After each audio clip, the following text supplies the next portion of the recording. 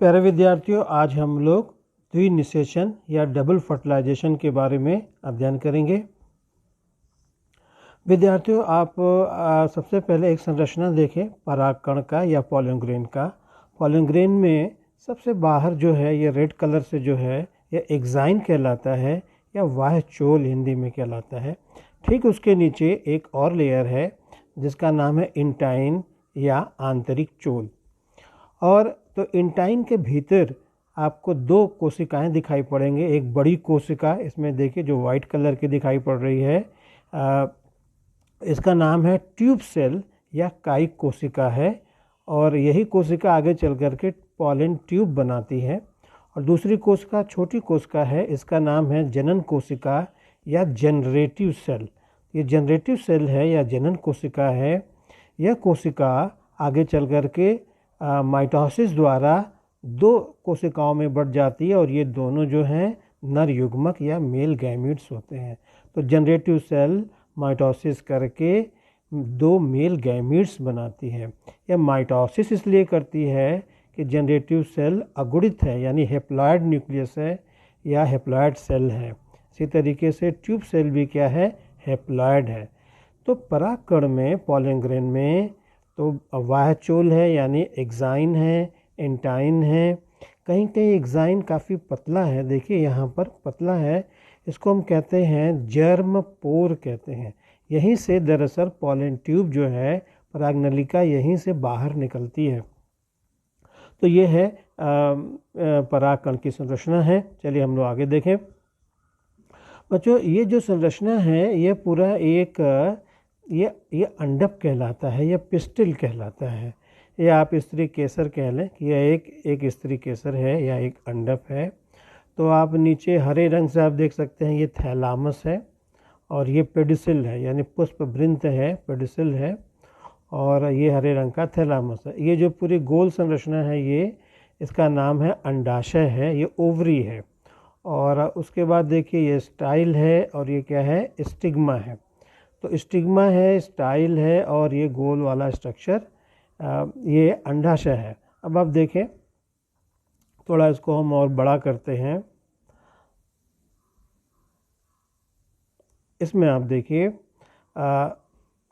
बच्चों, इसमें देखिए ये अंडाशय है। अंडाशय में बाहर 3 लेयर है, ग्रीन है, येलो है और फिर ग्रीन है। ये अंडाशय में 3 लेयर्स हैं। उसके बाद देखें ये जो येलो कलर की जो स्ट्रक्चर है ये पूरा, तो ये पूरा स्ट्रक्चर, और इसमें देखिए यह एक वृंत भी है, इसको फ्यूनिकल कहते हैं। तो ये फ्यूनिकल है और ये पूरा येलो स्ट्रक्चर है। ये कंप्लीट स्ट्रक्चर ये बीजांड कहलाता है, या अंग्रेजी में इसको हम ओव्यूल कहते हैं। तो ये देखिए पूरा स्ट्रक्चर ओव्यूल है। इसी ओव्यूल के भीतर देखिए जो ग्रीन कलर से है ये पूरा, ये जो है ये जो पूरा स्ट्रक्चर है ये कहलाता है एम्ब्रियो सैक यानी भ्रूण कोश। तो भ्रूण कोश इसलिए क्योंकि इसी के अंदर भ्रूण का निर्माण होता है। तो ये बच्चों भ्रूण कोश है या एम्ब्रियो सैक है। तो एम्ब्रियो सैक में देखिए नीचे की ये जो ग्रीन कलर से दिखाए गए हैं ये 2 सेल्स हैं, ये साइनर्जिड्स कहलाते हैं या ये सहायक कोशिकाएं कहलाती हैं। और बीच में जो ये रेड कलर से दिखाई पड़ रहा है ये एग है। एग यानी ये फीमेल गैमीट है, एग है। और बीच में देखिए एक सेंट्रल सेल है। इस सेंट्रल सेल के अंदर आप देखेंगे कि 2 केंद्रक हैं। तो इसके अंदर 2 केंद्रक हैं जिनको कि हम कहते हैं ध्रुवी केंद्रक या पोलर न्यूक्लियाई। और ऊपर आप देखें यहाँ पे 3 कोशिकाएं हैं, इनको हम कहते हैं एंटीपोडल सेल्स या प्रतिमुखी कोशिकाएं। तो इस तरीके से कुल देखिए 7 कोशिकाएं हैं, 3 ऊपर हैं, 3 नीचे हैं और एक बीच में है। 7 कोशिकाएं हैं। बीच वाली कोशिका में 2 केंद्रक हैं, पोलर न्यूक्लियाई है, इसलिए यह 7 कोशिका है लेकिन केंद्रक 8 है। तो 7 कोश की और 8 केंद्र की ये जो संरचना है ग्रीन कलर से दिखाई पड़ रही है ये एम्ब्रियो सैक है या भ्रूणकोश है। अब आप देखिए इसके चारों तरफ 2 आवरण है, येलो कलर से देखिए 2 आवरण है या इंटेगुमेंट है। तो इंटेगुमेंट है, तो इंटेगुमेंट एक जगह कंप्लीट नहीं है, यहाँ पे छिद्र है, तो इसका नाम है माइक्रोपाइल या हिंदी में कहते हैं बीजांड द्वार। तो ये बीजांड है और इसका ये द्वार है। तो इसी द्वार से ये नलिका अंदर प्रवेश करती है। कौन सी नलिका? ये पराग नलिका है। देखिए ये परागकण है या पोलन ग्रेन है। ये पोलन ग्रेन जब स्टिग्मा के ऊपर, वर्तिकाग्र के ऊपर गिरते हैं तब यह अंकुरित होते हैं, जर्मिनेट करते हैं। जैसा कि हमने बताया कि जो पोलन ये जो वेजिटेटिव सेल है वह वृद्धि करके एक पोलन ट्यूब बना रही है। ये पोलन ट्यूब ये वृद्धि करता है आगे चल करके, देखिए। और उसके बाद जो जनरेटिव जो सेल का जो न्यूक्लियस है, तो जनरेटिव न्यूक्लियस दो भागों में बट करके माइटोसिस द्वारा दो नर युग्मक का निर्माण कर रही है। अब ये जो पोलन ट्यूब है ये बीजांड द्वार से या माइक्रोपाइल से होते हुए अंदर घुस जाता है और इसका सिरा फट जाता है और देखिए दोनों नर युग्मक बाहर निकल आते हैं। इस तरीके से जो पोलन ट्यूब है यह मेल गैमीट को एम्ब्रियो सैक तक लाने का काम करती है। कि इसमें आप देखें कि ये देखिए ये दोनों नर युग्मक है, एक नर युग्मक ये है और ये एक है। तो ये नर युग्मक मादा युग्मक के साथ मिल जाएगा। इस मिलन को हम कहते हैं सिनगैमी कहते हैं। इस तरीके से जो जाइगोट बनेगा वो डिप्लॉयड होगा और फिर वो डेवलप करके भ्रूण बनाता है या एम्ब्रियो बनाता है। और बाकी देखिए जो दूसरा नर युग्मक है यह इस सेंट्रल सेल के साथ फर्टिलाइजेशन करता है या मिल जाता है और इस तरीके से ये दोनों आपस में मिल जाएंगे। तो तीन केंद्रक आपस में मिलते हैं, इसीलिए इसको हम कहते हैं त्रिक निषेचन या ट्रिपल फ्यूजन कहते हैं।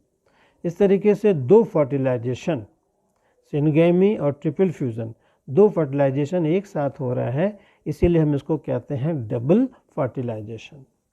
तो बच्चों सिनगैमी यानी नर युग्मक का मादा युग्मक के साथ मिलना सिनगैमी है। इसके साथ जो जाइगोट बनेगा वो डिप्लॉयड होगा, द्विगुणित होगा और विकसित करके वो एम्ब्रियो या भ्रूण बनाता है। और ये एक नर युग्मक सेंट्रल सेल के साथ जब मिल रहा है तो जो कोशिका बनेगी वो त्रिगुणित होगी या ट्रिप्लॉयड होगी और वो डेवलप करके यानी सेल डिवीज़न करके एक उतक बनाएगा। उसको हम कहते हैं एंडोस्पर्म या भ्रूणपोष। जैसा कि इसका नाम है भ्रूणपोष, यह बढ़ते हुए भ्रूण का क्या करती है? पोषण करती है। तो जब भ्रूण बड़ा होता है इसका पोषण करती है।